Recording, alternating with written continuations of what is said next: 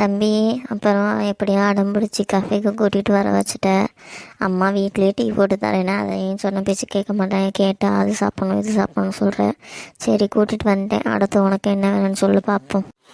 அம்மா, எனக்கு ஒரு கப்பில் டீ வேணும். அப்புறம் எனக்கு பிடிச்ச பீஸா பர்கர் அது போல் வேணும்மா. கொஞ்சம் வாங்கி கொடுங்கம்மா.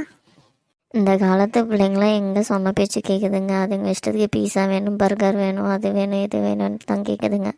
நம்மலாம் அந்த காலத்தில் ஒரு பருப்பை ஒரு வச்சாட்டி ஒரு பருப்பு விட அப்படி சத்தா சாப்பிட்டோம். எங்கே சொன்னாலும் கேட்க மாட்டேங்க. சரி வாங்கி கொடுப்போம். சொல்லுங்கம்மா, உங்களுக்குலாம் என்ன வேணும்? அண்ணாச்சி 2 டீ போட்டுருங்க. அப்புறம் பஜ்ஜி இருந்தால் எனக்கு கொடுத்துருங்க.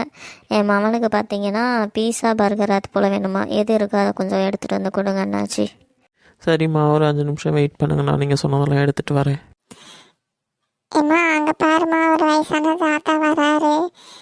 இப்போ நான் அவங்க கூட போய் அந்த குச்சி வச்சு விளாட்லான் இருக்கேம்மா. ஜாலியாக இருக்க பாருங்க. இதெல்லாம் எப்பயா தானே பார்க்கும்.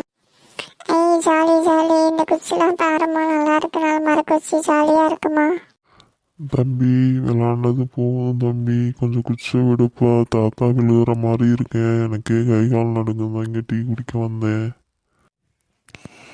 மணி, இங்கே வாடா. அவர் விழுந்துட்டாருன்னா அவ்வளோதான் பார்த்துக்க. வா, விளாண்டதெல்லாம் போதும். பெரியவரே, உங்களுக்கு என்ன வேணும்னு சொல்லுங்கள்.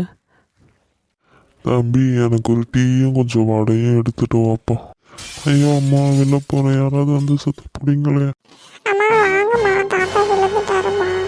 டேய் மணி, சொன்ன பேச்சு கேட்குறியா? விளாட்றேன்னு இப்போ அவரை கீழே தள்ளிட்டேங்கிட்டு வா, நான் அவரை பிடிச்சி எந்திரிக்க வைக்கிறேன்.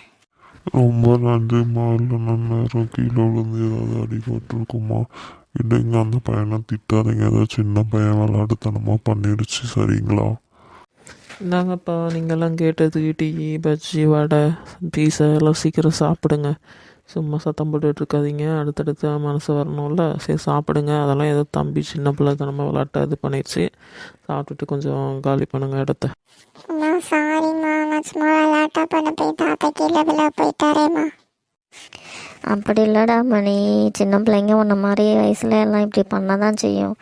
ஆனால் நம்ம என்ன பண்ணால் பெரியவங்களுக்கு மெயினாக மற்றவங்களுக்கு யாருக்காக இருந்தாலும் உதவி பண்ணுறோமோ இல்லையோ கஷ்டத்தை கொடுக்கக்கூடாது. சரியா?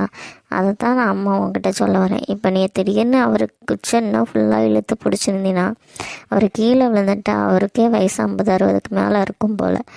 அப்போ அவர் அடிபட்டால் யார் அவரை பாப்பா சொல்லு? அவங்க வீட்டாளுங்களும் கஷ்டம், நமக்கும் கஷ்டம் தானே. அதை நீ புரிஞ்சு நடந்துக்கணும். சரியா? அதுக்கு தான் நான் அம்மா உடனே சொன்னேன்.